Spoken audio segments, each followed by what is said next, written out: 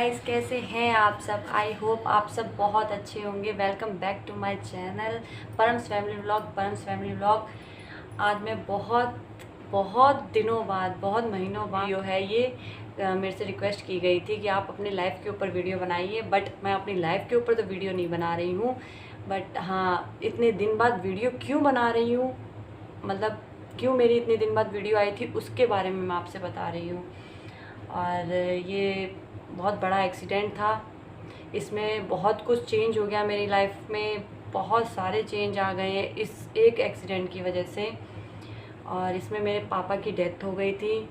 आप प्लीज़ पूरी वीडियो देखिएगा, आपको पता चलेगा क्या क्या हुआ था, क्यों मेरे पापा की डेथ हो गई, और हम लोग भी थे उस गाड़ी में और हम लोग कैसे बच गए। तो ये सब आपको पता चलेगा। और अगर आपको ये वीडियो अच्छी लगे तो प्लीज़ मेरे चैनल को सब्सक्राइब करिएगा। 2019 की बात है ये, और मैंने वीडियो बनाना स्टार्ट ही किया था, सिर्फ मैंने वीडियो बनाना स्टार्ट किया था, ये तब की बात है।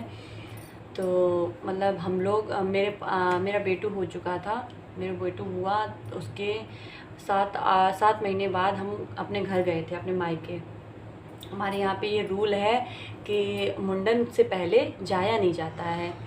तो हम मुंडन मेरे बेटू का 7 महीने पे हुआ था। हम मुंडन करवा के, मेरे पापा ने बोला था कि मैं आऊँगा गाड़ी लेके। मेरे पापा ने 2018 में धनतेरस पे गाड़ी निकलवाई थी। 2018 में उन्हें बुलेरो ZX, तो मतलब न्यू उन्होंने निकाली थी। और 2019 में वो मार्च में हमें लेने आए थे, फरवरी में हमें वो लेने आए थे 10 फरवरी को। तो धनतेरस से 10 फरवरी तक मतलब इतनी ज़्यादा भी नहीं चली थी, ठीक ठाक चली थी। उस गाड़ी से पापा मुझे लेने आए थे, तो ले जाया गया था। हम अपने घर गए थे लखनऊ। तो मैं लखनऊ की रहने वाली हूँ, आप लोग को पता होगा कि लेके गया, बल्कि ड्राइवर था, बट भैया ने बोला नहीं मैं ही चलाऊँगा। रात के 12 बज चुके हैं और आज मैंने ये सोच रखा था आज मैं ज़रूर वीडियो बनाऊँगी। और अभी बेटू येगा, लाइक करिएगा, कमेंट करके पूछिएगा यहाँ से। और ड्राइवर था साथ में, ड्राइवर के होते हुए भी मेरा भाई चला के लेके गया था। वो डॉक्टर हैं और डेंटिस्ट हैं वो, और वही चला के लेके गए थे यहाँ से लखनऊ, और लखनऊ से वही चला के लेके आए थे मुझे लेने के लिए। और उसमें मेरी मम्मा थी, मैं थी, सब लोग थे। और हम लोग लखनऊ गए थे। लखनऊ से हम लोग लखनऊ रात में पहुँचे, करीबन 10-11 बज गए थे हम लोग को, रात में हम लोग पहुँचे थे। और फिर मैं वहाँ पे 1 महीना पूरा रही हूँ। आप देखिएगा उस फ़ोटो में मेरे पापा हैं और मेरा बेटू है। वो मेरे पापा की आखिरी फ़ोटो है। जब हम लोग वहाँ से जाने वाले थे, मतलब लखनऊ से हम लोग आ रहे थे अपने गाँव, वो कि अगली सुबह हम लोग वहाँ से चले आने वाले थे। वहाँ पे मैं 1 महीना पूरा रुकी। 1 महीना मैंने अपने पापा मम्मी के साथ मैं रही। और बहुत ख़ास दिन थे वो मेरे लिए, क्योंकि मुझे तो नहीं पता था, ना मेरे पापा को पता था कि वो आखिरी दिन है। मैं ही थी उस समय, ना मेरे बड़े वाले भाई थे, ना मेरे छोटे वाले भाई थे, बस सिर्फ मैं थी पापा के साथ। और मेरे भाई आते थे, छोटे वाले भाई आते थे, अप डाउन करते थे वो गांव से। हम लोग का गांव मैनपुरी में है, मैनपुरी से वो अप डाउन करते थे। बट ये है कि रेगुलर मैं ही रही पापा के साथ, लास्ट 1 महीने में रेगुलर मैं ही रही। और मार्च को पूरा नेट 1 महीने रह के हम वहाँ से 10 मार्च को पापा ने बोला कि चलो अब गाँव मतलब कि मेरे यहाँ से ये फ़ोन कर रहे थे, बार ये फ़ोन कर रहे थे कि आ जाओ, बहुत दिन हो गए, आ जाओ, बहुत दिन हो गए हैं। तो पापा ने बोला 1 महीना रहने दे दो, 1 महीने बाद हम खुद ही छोड़ जाएंगे। तो मुझे 10 मार्च को जब 1 महीना हुआ तो पापा ने बोला चलो अब चलते हैं। तो 10 मार्च को हम लोग वहाँ से निकल आए लखनऊ से अपने गांव के लिए। पापा ने बोला हम यहाँ से विदा नहीं करेंगे, हम गांव से जाके विदा करेंगे जाके। तो मेरा गांव मैनपुरी में है, मैनपुरी ज़िला पड़ता है, वैसे घिरोर में रहते हैं हम लोग। तो तो पापा ने बोला गांव से विदा करेंगे, गांव में गेहूं है, चावल हैं, दालें हैं, तो इसलिए पापा ने बोला वहाँ से सब कुछ देंगे और वहीं से विदा करेंगे। तो हम लोग अपनी कार से गए थे, कार में हम लोग वहाँ से वहाँ से 10 मार्च को हम लोग निकले हैं सुबह 8 बजे के करीब। एक्सीडेंट हुआ है 11 बजे, 11 बजे ऐसे ही हुआ है, 10:30-11 के बीच में ही हुआ है। और मैं, मम्मी थी, बेटू था, भैया थे। ड्राइवर नहीं था। ड्राइवर को हम लोगों ने भेज दिया था अपने गांव, तो वो ड्राइवर नहीं था, बस हम लोग थे। और हम लोग जा रहे थे आराम से, बिल्कुल एंजॉयमेंट करते हुए जा रहे थे। गाने चल रहे थे गाड़ी में, सब कुछ, पापा अपने प्रवचन सुन रहे थे, सब कुछ इतना अच्छा आराम से स्मूथली चलता चला आ रहा था। हम लोगों ने बीच में रुक के ब्रेकफास्ट भी किया।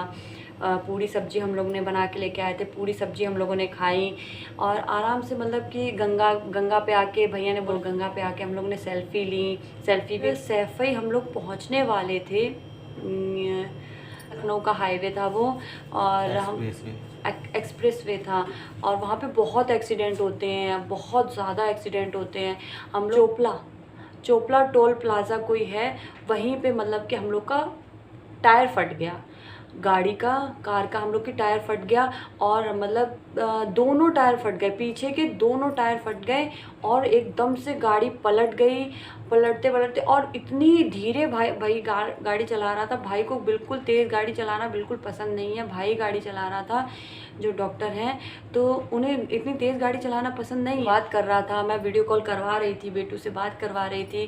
पापा ने बेटू को समझ लीजिए आप 10 मिनट, एक्सीडेंट से 10 मिनट पहले मेरे को दिया है। अगर पापा की गोद में बेटू होता तो पता नहीं क्या होता, कुछ नहीं पता। तो पापा ने बेटू को 10 मिनट पहले ही मेरी गोद में दिया कि लो उनकी दादी से बात करा दो, उनकी दादी बात करेंगी। तो मेरी सास जो हैं वो वीडियो कॉल पे बात कर रही थी बेटू से, और हम लोग अपने घर में होते, बट जो होनी थी वो तो होके रहेगी। तो वहीं पे एकदम से दोनों, पीछे के दोनों टायर फट गए और एकदम से गाड़ी पूरी पलट गई। करीबन आप मान लीजिए हम लोग पे चल रहे थे, पलटते पलटते वो गाड़ी लेफ़्ट साइड पे आ गई। चार पलटे खाए होंगे तब लोग लेफ़्ट साइड पे पहुंच गए। और वहाँ से मतलब हम लोग तो सब लोग गाड़ी के अंदर थे, पता नहीं पापा बाहर कैसे निकल गए, कुछ समझ में ही नहीं आया पापा बाहर कैसे निकल गए। आ रहा था, मैं भी चिल्ला रही थी बहुत तेज तेज, और बेटू भी बहुत रो रहा था। और हम लोग फिर जब आंखें खुली हैं, भैया ने बोला रमा रमा, और मम्मी ऐसे सब, भैया ने सबको देखा। भैया ने बोला पापा कहाँ हैं, पापा कहाँ हैं। मैंने बोला पापा कहाँ गए। बहुत मुश्किल से हम लोग उतरे हैं। समझ लीजिए गाड़ी बिल्कुल खड़ी हो गई थी, जैसे मतलब पलटा खा खा के गाड़ी बिल्कुल अपने खड़ी हो गई। फिर हम लोगों ने गेट खोले, लॉक खोला, और भैया ने भी लॉक खोल के गाड़ी से उतरा, और पापा का गेट खुला हुआ था। पापा का गेट का लॉक पता नहीं कैसे खुल गया, कुछ समझ में ही नहीं आया। आज भी यही सोचती हूँ पापा बाहर कैसे निकल गए। जब हम लोगों ने देखा पापा गाड़ी में नहीं है, पापा कहाँ गए, पापा कहाँ गए, तब देखा जाके पापा बिल्कुल मतलब जैसे रोड के बगल में खाई जैसी रहती है, वहाँ पापा गिरे हुए थे। क्या है, बहुत लोग आ गए थे, गांव के बहुत लोग आ गए, लोगों ने उठाया पापा को। भैया गया, भैया ने उठाया, तो मेरे पापा मतलब मुँह खोले लेटे हुए थे। उन्हें मतलब कि ये नहीं पता था कि क्या हो गया, बस वो यही कह रहे थे ये क्या हो गया, ये क्या हो गया। तो बस मैं मतलब उन्हें लेके आया गया, ऊपर लेके आए, रोड पे लेटाया गया, रोड के किनारे से ही रोड पे लेटा दिया गया। और मतलब पापा को गोद में रख के भैया बैठा हुआ था। पापा बस यही कह रहे थे ये हो क्या गया, ये क्या हो गया, बस उनके मुंह से यही निकल रहा था। और फिर वो ये भी पूछने लगे बेटू कहाँ है। मैं जब उनके सामने गई तो उन्होंने सीधा मुझसे यही पूछा बेटू कहाँ है, बेटू कहाँ है। तो मैंने बोला पापा ये रहा बेटू, ये रहा बेटू। बस फिर ऐसे देखते रहे उसको, और बस यही कहते रहे ये क्या हो गया, ये क्या हो गया। मम्मी से पूछने लगे, मम्मी हम लोग के सबके चोटें थी, बट इतनी नहीं थी जितनी पापा की थी। पापा पता नहीं कैसे, पापा कहाँ से निकल गए, आगे वाले कांच से निकले कि दरवाजे से निकल गए, कुछ समझ में ही नहीं आया। पापा कहाँ से निकल गए थे, कहते रहे। फिर एम्बुलेंस को फ़ोन किया गया, सैफई से एम्बुलेंस आई, और मतलब मम्मी ने बोला तुम रहो, क्योंकि उस गाड़ी में मेरा जेवर, पूरा जेवर था। और मेरे को ज़्यादा चोट नहीं आई थी, मेरे लंग्स में मतलब कि लंग्स की थोड़ी सी, लंग्स की हड्डी इधर उधर हो गई थी, तो मतलब सूजन आ गई थी, बहुत ज़्यादा सूजन आ गई थी। इतनी ज़्यादा मेरे कहीं चोट नहीं थी, बस हाँ थोड़ी बहुत थी। तो मैंने बोला मम्मी आप जाओ, मम्मी की रीढ़ की हड्डी में चोट थी, तो मम्मी तुम यहीं रहो, मम्मा को भी लग रहा था और मेरे को भी था कि हाँ मैं तो ठीक हूँ।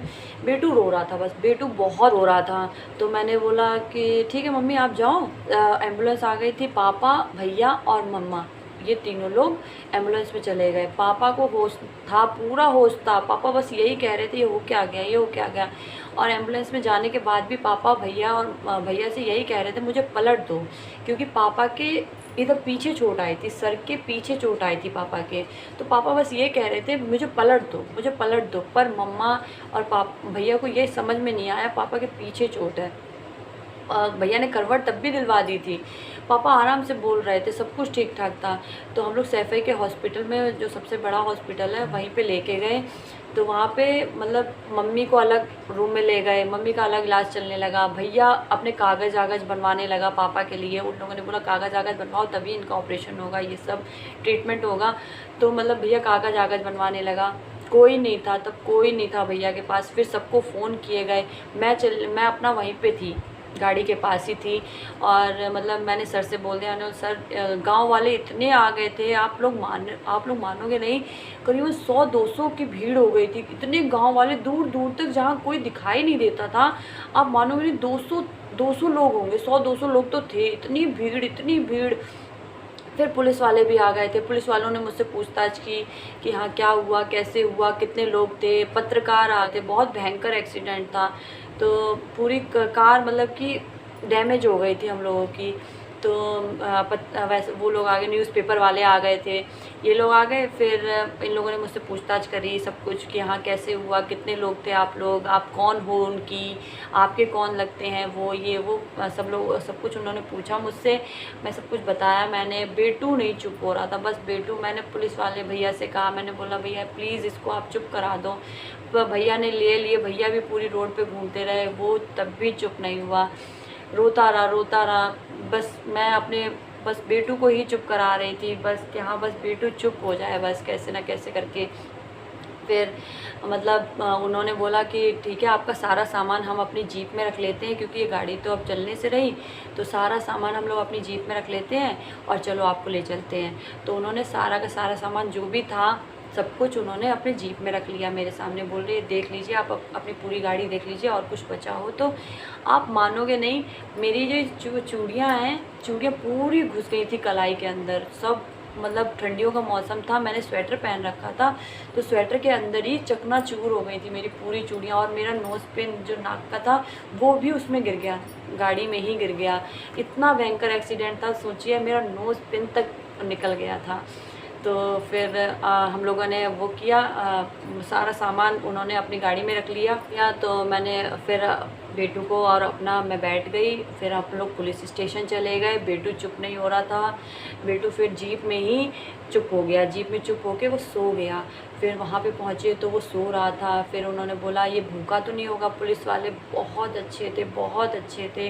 अब उस पुलिस स्टेशन का नाम मुझे याद नहीं आ रहा है, क्या था पुलिस स्टेशन जिसमें मैं रुकी थी? चोपला, पक्का चोपला पुलिस स्टेशन था आई थिंक। इतने अच्छे लोग हैं वहाँ के, इतने अच्छे लोग हैं। सैफई में है ये, है ना, सैफई में है ये। इतने अच्छे लोग थे। उन्होंने बोला कि बेटू भूखा, आपका बच्चा भूखा होगा। तो मैंने बोला जी सर भूखा तो होगा वो। तो बोलते ठीक है, मैं क्या खिलाएंगे आप? तो मैंने बोला सर आप बस गर्म पानी दे दीजिए, मैं सेरेलैक बनाऊंगी उसके लिए। तो वो अपने घर से कटोरी, चम्मच, सेरेलैक, गर्म पानी बॉटल में भर के ले आए। मतलब उन्होंने इतने अच्छे से मतलब कि ट्रीट किया, मुझे विश्वास नहीं था कि पुलिस वाले इतने भी अच्छे होते हैं। मैं तो सोचती थी इतने अच्छे नहीं होते हैं, बट मेरी ये गलतफहमी थी। बहुत से अच्छे होते हैं, मैं सबको सब गलत नहीं होते हैं, पांचों उंगलियां बराबर नहीं होती हैं, जैसे वैसे सब इंसान एक जैसे नहीं होते, बट बहुत अच्छे हैं वो। इतने अच्छे थे वो लोग। बेटू को लिए घूमते रहे। फिर मैंने अपना तब तक सेरेलैक बनाया, सेरेलैक बना के उसे खिलाया। खिलाने के बाद सबको फ़ोन कर दिया गया था, सबको फ़ोन। ये भी यहाँ से चल दिए थे ये अपने दोस्त के साथ, क्योंकि ये भी एकदम से परेशान ने बोला कि तुम मत चला के ले जाओ, अपने दोस्त को ले जाओ किसी को, ताकि इनका भी दिमाग बहुत अपसेट हो गया था। तो वहाँ से मेरे ससुर भी उज्जैन में थे, ससुर भी उज्जैन से रो रहे थे, वो भी बोल रहे थे ये क्या हो गया, ये क्या हो गया। और मम्मी यहाँ परेशान, बहुत परेशान थे सब लोग। तो फिर यहाँ से ये भी गए थे। तो जब तक ये नहीं संभाला, क्योंकि मेरे में इतनी हिम्मत नहीं थी, मेरे लंग्स में चोट आ गई थी, तो मेरे से बैठा नहीं जा रहा था बस। अभी भी मेरे लंग्स में इधर पे सूजन है, अभी भी वो चीज़ ठीक नहीं हुई है।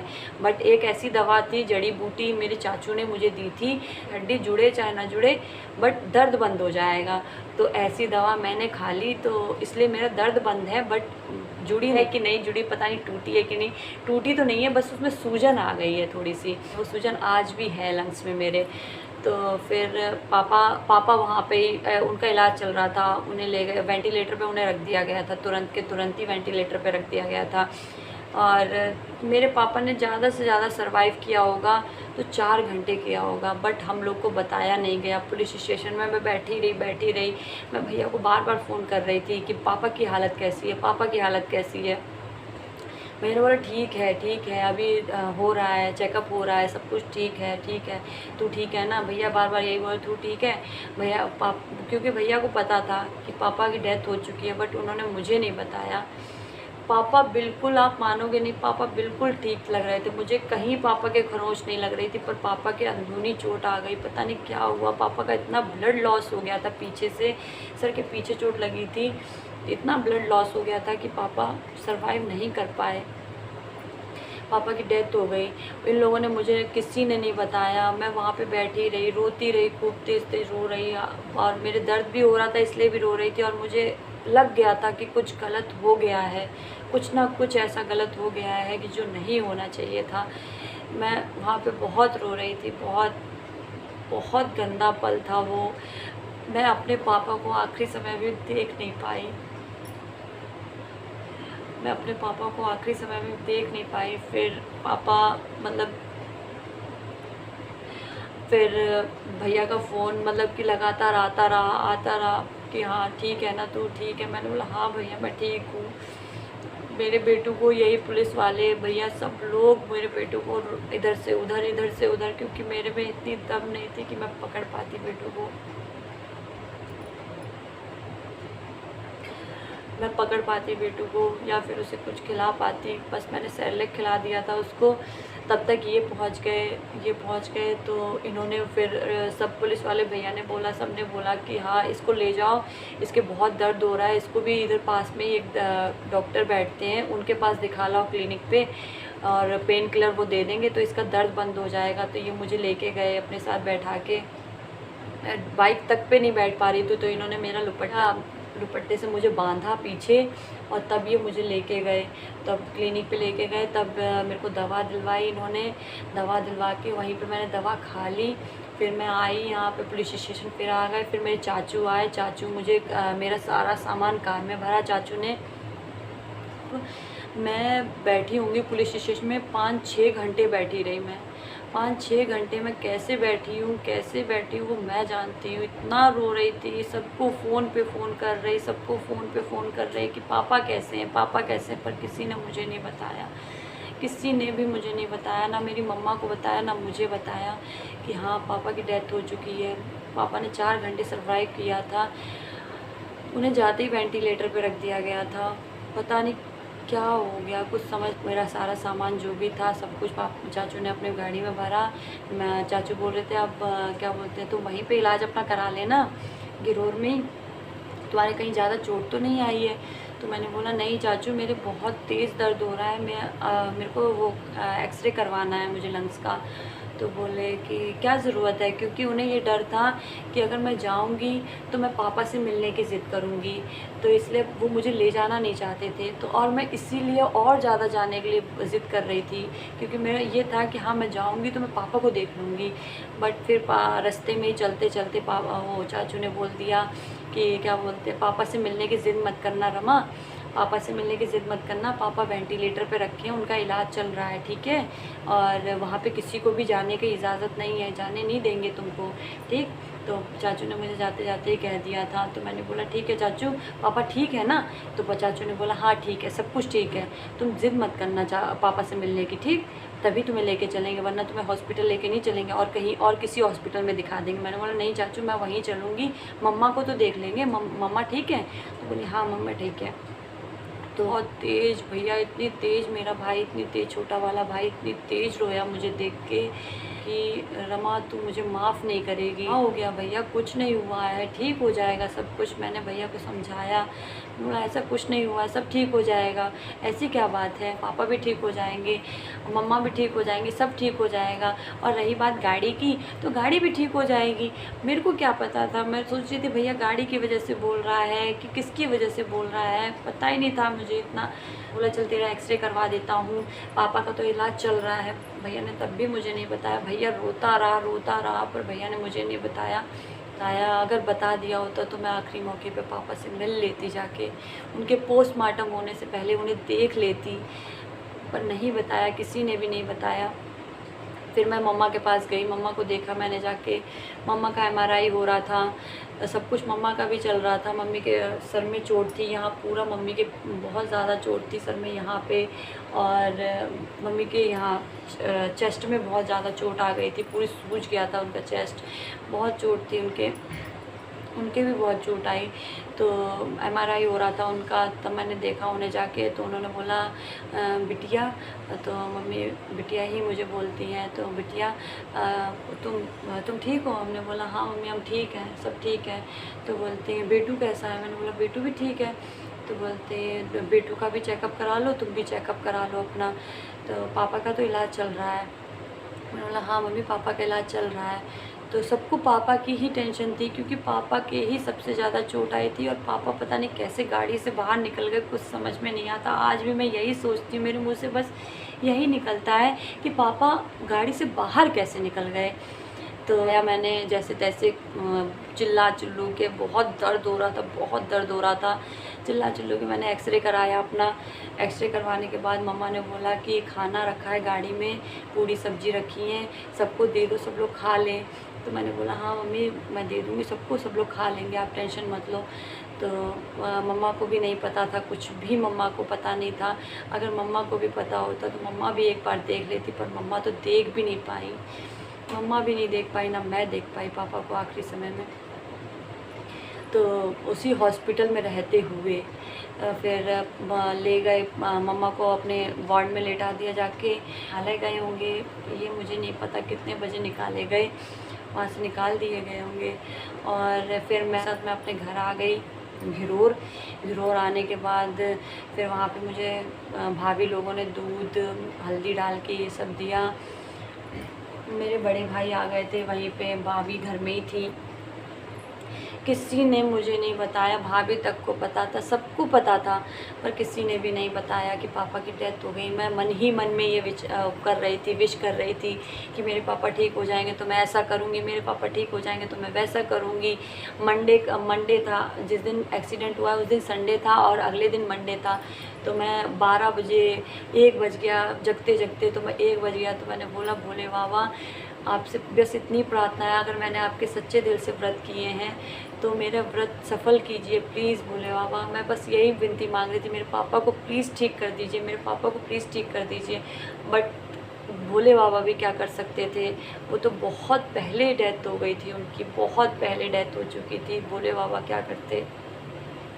मैं बस यही दुआ करती रही, सबसे यही कह रही थी पापा ठीक हो जाएंगे ना, पापा ठीक हो जाएंगे। सब ने कहा हाँ पापा ठीक हो जाएंगे, कोई दिक्कत की बात नहीं है। फिर सब भाभी के भी घर से सब लोग आ गए, मेरे बड़े भैया की शादी हो चुकी है, छोटे भाई की शादी नहीं हुई, जो डॉक्टर है उनकी शादी अभी नहीं हुई है, उनकी शादी अभी है 25 नवंबर को उनकी शादी है।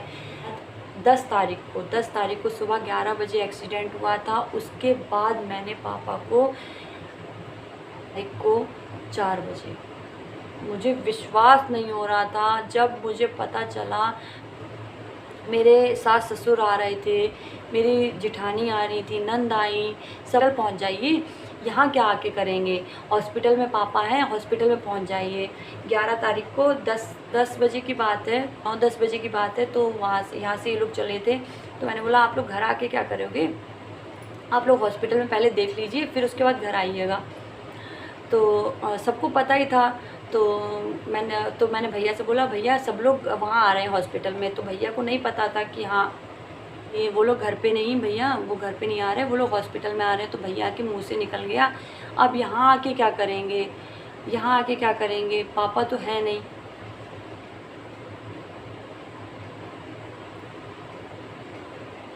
तो भैया ने बोला पापा तो है नहीं, यहाँ आके क्या करेंगे। तो मैंने बोला पापा नहीं है तो तो पापा नहीं है, ऐसा क्यों कह रहे हो, दिल्ली लेके चलेंगे, हम लोग कहीं पे भी लेके चलेंगे, पापा नहीं है ऐसे क्यों कह रहे हो। तो बोले तो नहीं पापा नहीं रहे रमा, पापा ख़त्म हो गए हैं। तो मैंने बोला पापा ख़त्म हो गए हैं। फिर मैं बिल्कुल वो रह गई बिल्कुल, फिर मैं इतनी तेज़ रोई हूँ, इतनी तेज़ रोई।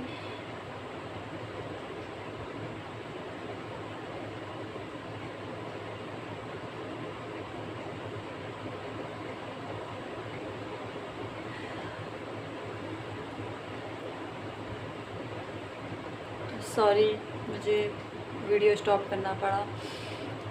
मैं बहुत रोई बहुत रोई। मैंने बोला पापा ख़त्म हो गए, आपने अब मुझे बताया है।